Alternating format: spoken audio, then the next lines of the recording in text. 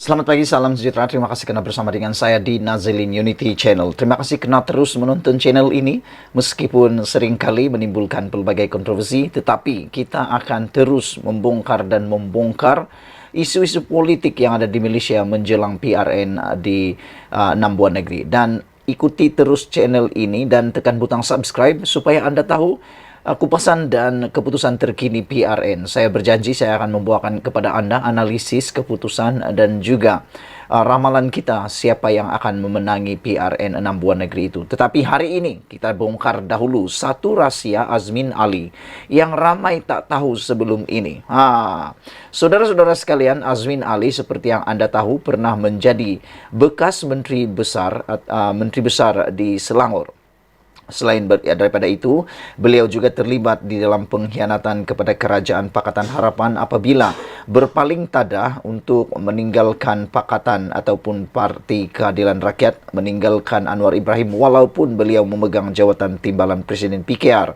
Itu yang menjadi persoalan daripada netizen kepada Azmin Ali, yaitu mereka bertanya, kenapa Azmin Ali yang sudah ada jawatan timbalan Presiden PKR masih mahu meninggalkan parti tersebut?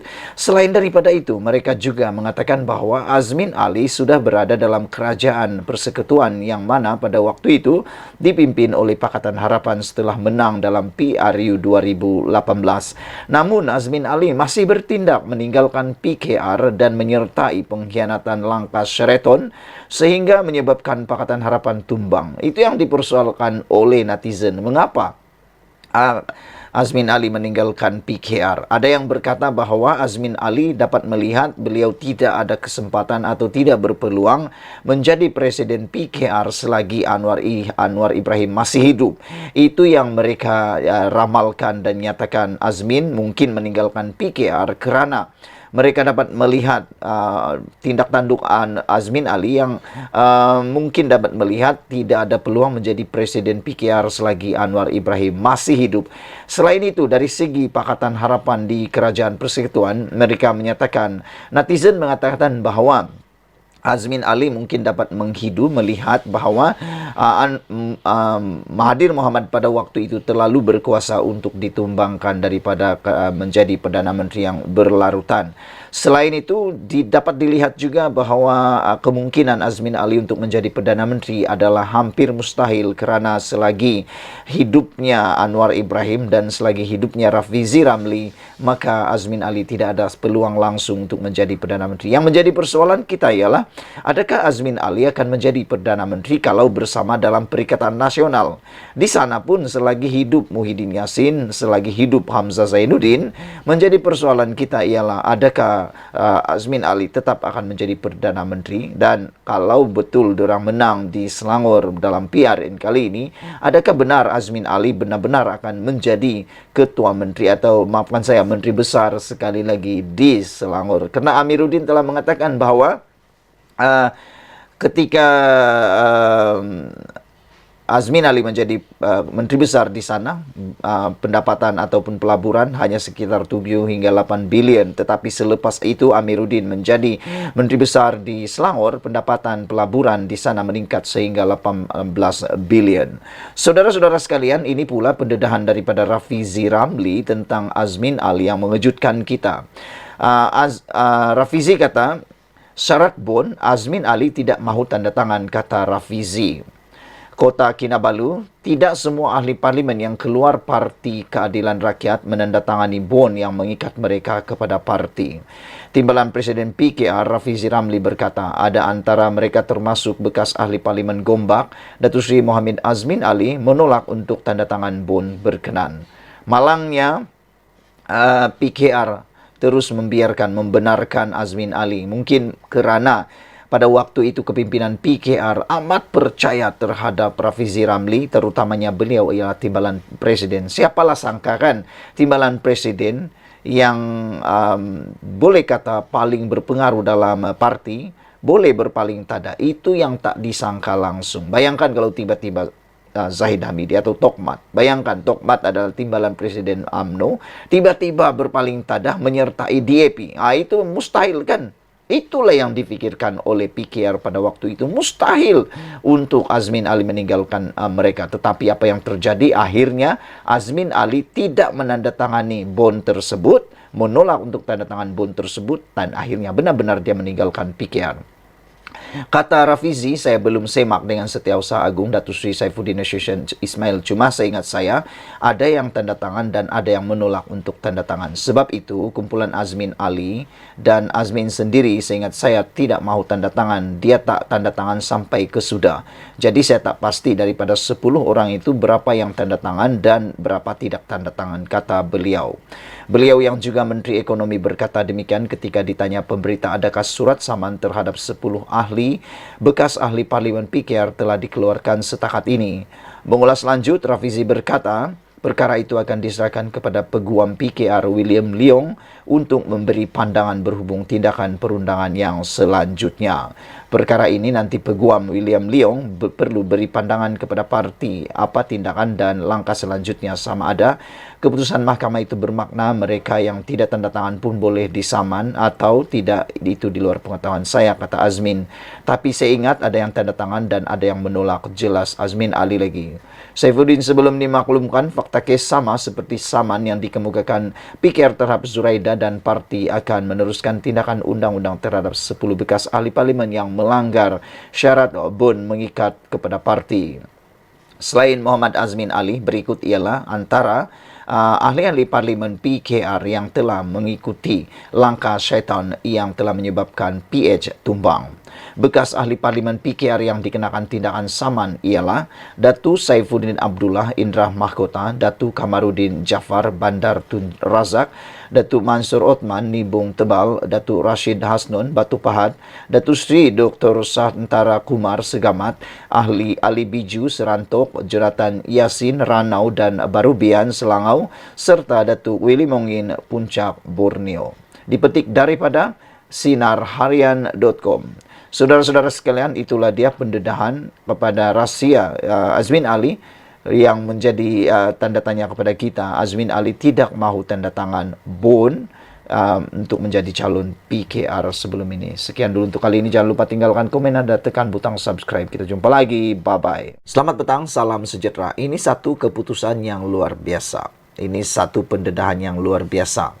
Muhyiddin kata perubahan kerajaan segala-galanya boleh berlaku. Wah, yakin sungguh mereka bahwa perubahan kerajaan boleh berlaku bila-bila masa. Saya rasa itu satu perkara yang dari dulu sampai sekarang, dari awal pelantikan Anwar Ibrahim sebagai Perdana Menteri, sudah dengar perkara ini. Diulang tayang, diulang lagi dan diulang lagi. Dan akhirnya yang merugikan bukan negara, bukan parti, tapi negara kita sendiri.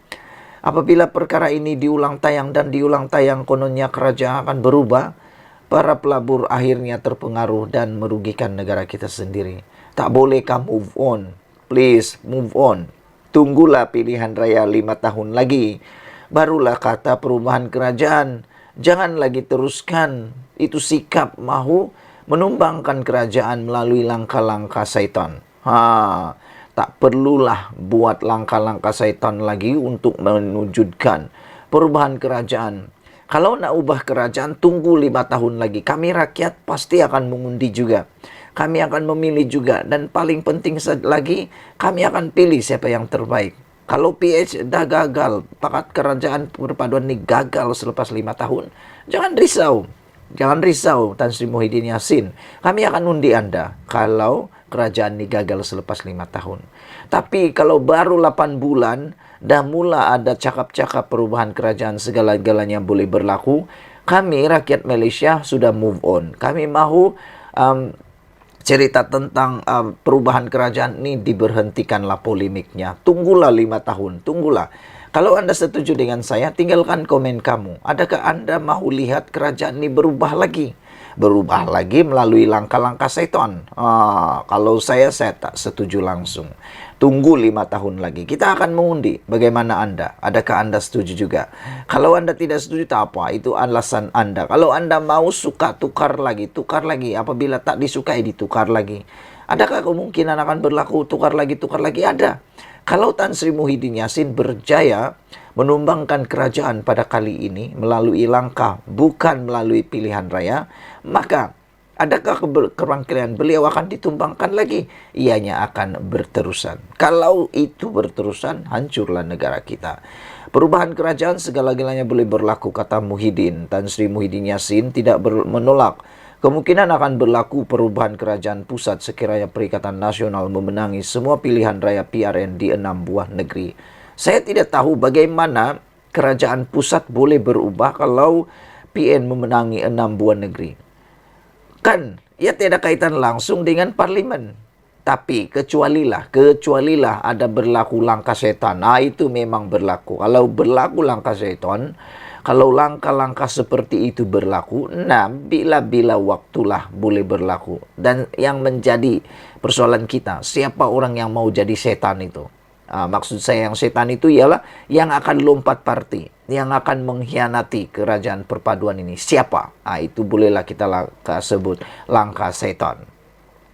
Saudara-saudara sekalian, saya mengikut pengetahuan saya, kalaupun Perikatan Nasional menang di 6 buah negeri ini, bagaimana kerajaan perpaduan di persekutuan boleh berubah?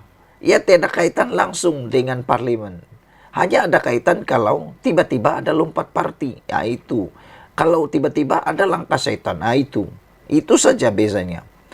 Namun pengurusi Perikatan Nasional itu enggan mengulas bagaimana perubahan kerajaan akan berlaku, tetapi menegaskan ia sedikit sebanyak mampu menggugat kedudukan kerajaan sedia ada jika PN menang di semua 6 buah negeri tersebut, kata beliau.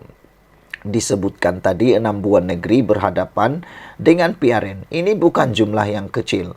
Kalau 6 buah negeri menghadapi pilihan raya dan 6 menang negeri dimenangi oleh dan dikuasai oleh Perikatan Nasional, sudah tentunya yang duduk di Putrajaya akan goyang, kata beliau lagi. Agaknya sebab itu Azmin sebutkan tadi bulan 8. Mohon doakan bulan 8 supaya apa yang disebutkan tadi akan dimakbulkan oleh Allah.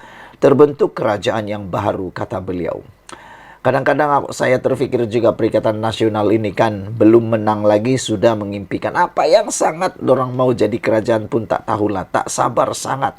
Adakah ini memang sikap Perikatan Nasional pun saya tak tahu. Tak sabar sangat nak jadi kerajaan, tak sabar sangat nak nunggu 5 tahun lagi. Sabarlah bosku, sabar. Jangan rusakkan kerajaan yang sedia ada sekarang ini. Tunggu 5 tahun pilihan raya.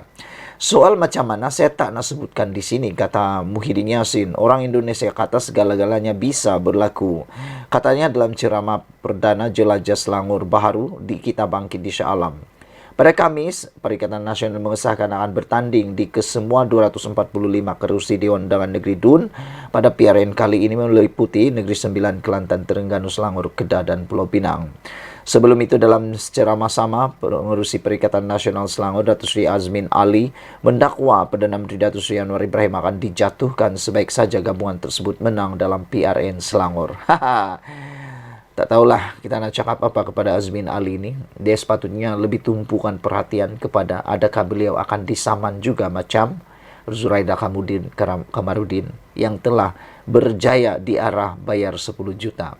Mungkin itukah yang ditakuti oleh Azmin Ali? Kita pun tak tahu. Ikuti terus ulasan selepas ini.